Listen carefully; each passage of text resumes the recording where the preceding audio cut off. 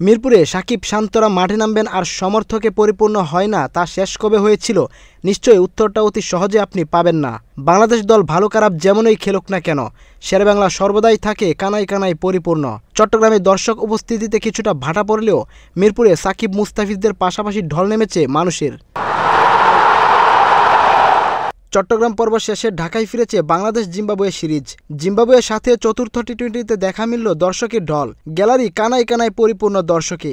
বাংলাদেশের ক্রিকেটাররা এক একটা বল সীমানা ছাড়া করছে আর চিৎকারে ফেটে পড়ছে পুরো স্টেডিয়াম।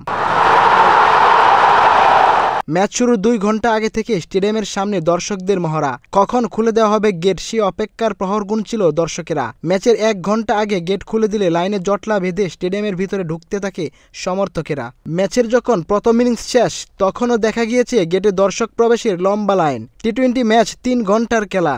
এ সময় ঢুকে ম্যাচের তেমন মুহূর্ত দেখতে পাবে না জানা সত্ত্বেও ক্রিকেট পাগল দর্শকেরা উপচে পড়েছে বাংলাদেশের খেলা দেখবে বলে। কিন্তু ম্যাচের আগের দিন মিরপুরের ইনডোরে দেখা মিলেছিল ভিন্ন চিত্রের। অন্য সময় যেখানে টিকিটের জন্য বিশাল লাইন দেখা যায়, সেই জায়গাটা পড়ে আছে মরুভূমির মতো।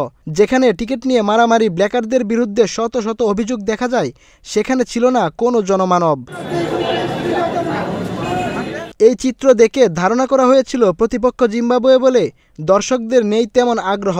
আরেকটি কারণও হতে পারত, হুট করে মিরপুরে ক্রিকেট ফেরায় অনেক দর্শক হয়তো ম্যাচের কথা জানেনই না। কিন্তু সব ধারণা ভুল প্রমাণিত করে দর্শকেরা দেখিয়েছে ক্রিকেটের প্রতি তাদের কত প্রেম। এই দর্শকদের কারণেই যে ক্রিকেটটা এত চঞ্চল। তাদের এত নিবেদনে ক্রিকেটের প্রাণ যে কখনোই হারায় না, তা এই বাংলাদেশ জিম্বাবুয়ে ম্যাচে আরেকবার দেখা গেল।